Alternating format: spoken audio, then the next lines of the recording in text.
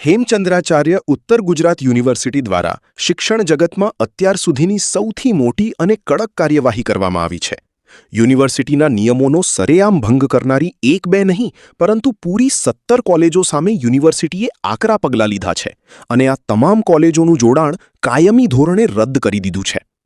સમગ્ર મામલાની વિગતવાર વાત કરીએ તો એચએનજીયુને કેટલીક બોગસ કોલેજો ચાલુ હોવાની ગુપ્ત અરજીઓ મળી હતી. શિક્ષણના ધામમાં ચાલી રહેલા આ કાળા કારોબારની અરજી મળતાં જ યુનિવર્સિટી એક્શન મોડમાં આવી હતી અને તપાસના દોર શરૂ કર્યા હતા. કુલપતિ દ્વારા આ મામલે 4 સભ્યોની એક સ્પેશિયલ એક્સપર્ટ કમિટીની રચના કરવામાં આવી હતી, જેણે આ ગુપ્ત અરજીઓના આધારે ઊંડાણપૂર્વક તપાસ હાથ ધરી. એક્સપર્ટ કમિટીએ પોતાનો રિપોર્ટ યુનિવર્સિટીની બોર્ડ ઓફ મેનેજમેન્ટ અને એકેડેમિક કાઉન્સિલ સમક્ષ રજૂ કર્યો હતો. આ રિપોર્ટના આધારે સંબંધિત કોલેજો પાસે ખુલાસાઓ માંગવામાં આવ્યા હતા, પરંતુ કોલેજોના ખુલાસા અમાન્ય રાખીને યુનિવર્સિટીએ આ ઐતિહાસિક અને મોટો નિર્ણય લીધો છે. યુનિવર્સિટી દ્વારા સત્તાવાર જાહેરનામું પણ બહાર પાડી દેવામાં આવ્યું છે, જે મુજબ શૈક્ષણિક વર્ષ 2026-27થી આ તમામ 17 કોલેજોનું જોડાણ કાયમી ધોરણે રદ કરવામાં આવ્યું છે. આ નિર્ણય બાદ હવે આગામી શૈક્ષણિક વર્ષથી આ 17 સંસ્થાઓમાં કોઈ પણ નવા એડમિશન આપી શકાશે નહીં અને ત્યાં તમામ શૈક્ષણિક કાર્ય પણ બંધ કરવું પડશે. યુનિવર્સિટીના આ કડક વલણ અને કાયદાના કોરડાથી અન્ય નિયમભંગ કરનારા કોલેજ સંચાલકોમાં ભારે ફફડાટ વ્યાપી ગયો છે. આ કડક નિર્ણય અંગે રાજ્યના ઉચ્ચ શિક્ષણ વિભાગ અને કમિશનર કચેરીને પણ લેખિતમાં જાણ કરી દેવામાં આવી છે. જો કે આ કોલેજો બંધ થવાના કારણે ત્યાં ભણતા નિર્દોષ વિદ્યાર્થીઓનું ભવિષ્ય અંધકારમાં ન ધકેલાય તે માટે એચએનજીયુએ સંવેદનશીલતા પણ દાખવી છે. બંધ કરાયેલી કોલેજોના તમામ વિદ્યાર્થીઓને નજીકની સરકારી કે માન્યતા પ્રાપ્ત કોલેજમાં એડમિશન આપવાની પ્રક્રિયા એચએનજીયુ દ્વારા શરૂ કરી દેવામાં આવી છે, જેથી વિદ્યાર્થીઓનો અભ્યાસ બગડે નહીં. શિક્ષણના નામે ચાલતી આવી બોગસ દુકાનો બંધ કરાવીને એચએનજીયુએ સ્પષ્ટ સંદેશ આપ્યો છે કે નિયમોનું ઉલ્લંઘન સાંખી લેવામાં નહીં આવે. વિદ્યાના દેવી સરસ્વતી, આપ જાણીએ છીએ કે ગુજરાતની સૌથી મોટી યુનિવર્સિટી છે. અહીંયા વિવિધ લોકો દ્વારા, વ્યક્તિઓ દ્વારા જુદી જુદી કોલેજો વિશે ફરિયાદો છે એ આવેલી હતી અને આ ફરિયાદોને અનુસંધાને આપણે નિયમ અનુસાર બોર્ડ ઓફ મેનેજમેન્ટમાંથી નક્કી કરી અને એક સમિતિ બનાવવામાં આવેલી હતી. એ સમિતિમાં એક યુનિવર્સિટીના માનનીય વાઇસ ચાન્સેલર હતા, એક આપણી યુનિવર્સિટીના વરિષ્ઠ પ્રિન્સિપાલશ્રી હતા, અન્ય બહારના એક વ્યક્તિ હતા જે સમાજ સાથે જોડાયેલા હોય. આવી વ્યક્તિ દ્વારા રચેલી કમિટી જે ફરિયાદો હતી એ ફરિયાદો અનુસંધાને જે તે કોલેજોની અંદર મુલાકાતે એમની અનુકૂળતાએ જતા હતા અને ત્યાંની જે વાસ્તવદર્શી અહેવાલ છે એ એમણે તૈયાર કરેલો હતો.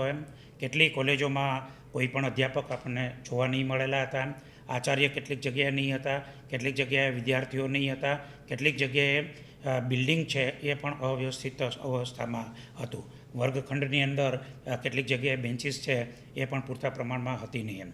અધ્યાપન કાર્ય પણ કેટલીક કોલેજોમાં ચાલુ નહીં હતું. એનો સર્વગ્રાહી અહેવાલ અને સત્ય અહેવાલ છે એ અહેવાલ આપણને આપવામાં આવેલો. યુનિવર્સિટીના નવા સ્ટેચ્યુટ અનુસાર આ અહેવાલ છે એ આપણે ફરીથી એકેડેમિક કાઉન્સિલમાં મૂકવામાં આવેલો.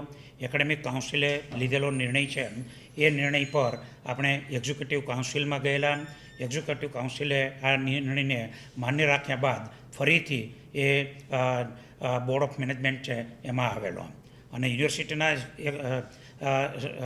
એક્ટ અને સ્ટેચ્યુટ પ્રમાણે આપણે જે કાર્યવાહી કરવાની છે એ ક્રમશઃ રીતે આપણે કાર્યવાહી કરેલી હતી.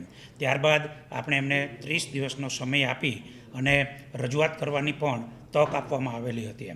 આ તકનો સર્વગ્રાહી અભ્યાસ કરી અને રિપોર્ટ તૈયાર કરવામાં આવેલો હતો અને આ રિપોર્ટ છે એના અનુસંધાને આવી કોલેજો છે એમને બંધ કરવાનો નિર્ણય છે એ લેવામાં આવેલો.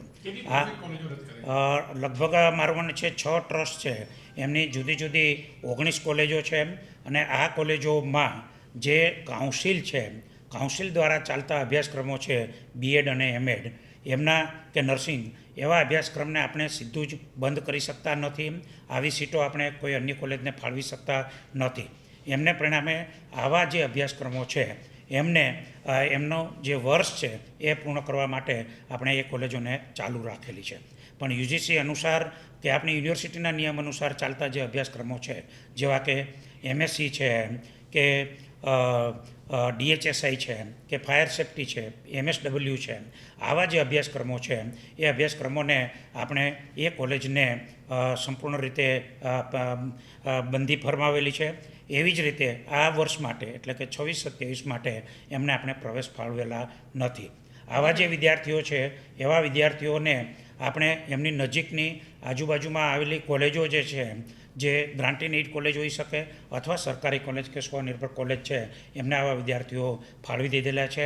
એટલે એવા વિદ્યાર્થી દીકરા દીકરીઓનો અભ્યાસ ન બગડે એટલે સત્વરે એમનું શિક્ષણ કાર્ય છે એ કોલેજ ચાલુ થઈ ગયેલી છે અને એમનું પણ શિક્ષણ કાર્ય ચાલુ થઈ ગયેલું છે. તો આવા વિદ્યાર્થીઓ પોતાનો પ્રવેશ ત્યાં મેળવી ફરીથી એમને ફી ભરવાનું કે જે બાબત છે એ રહેશે નહીં.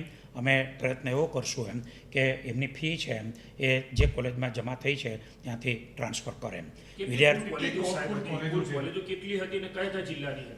આપણે મને એક્ઝેક્ટ જિલ્લા સાબરકાંઠાની કોઈ કોલેજ છે, કોઈ મહેસાણા જિલ્લાની છે, કોઈ આપણા પાટણ જિલ્લાની છે. કુલ 19 લગભગ કોલેજો છે બધી જ થઈને તમામ કોર્સિસની. એમાં DHSI છે એ આ વર્ષથી જ બંધ થઈ જશે કારણ કે એ 1 જ વર્ષનો કોર્સ છે. B.Ed અને નર્સિંગ હોય, કદાચ કોઈની નર્સિંગ નથી પણ B.Ed હોય કે M.Ed હોય, જે 2 વર્ષનો અભ્યાસક્રમ છે એ જ માત્ર આ વર્ષે ચાલુ રાખી શકે છે. નવા પ્રવેશ આપણે સંપૂર્ણ રીતે એને જીકાસ પરથી પણ ઉતારી લીધેલો છે અને આ કોઈ વિદ્યાર્થી મિત્રોને પણ કહું છું કે આવો કોઈ પ્રવેશ કોઈ પણ જગ્યાએ લે નહીં.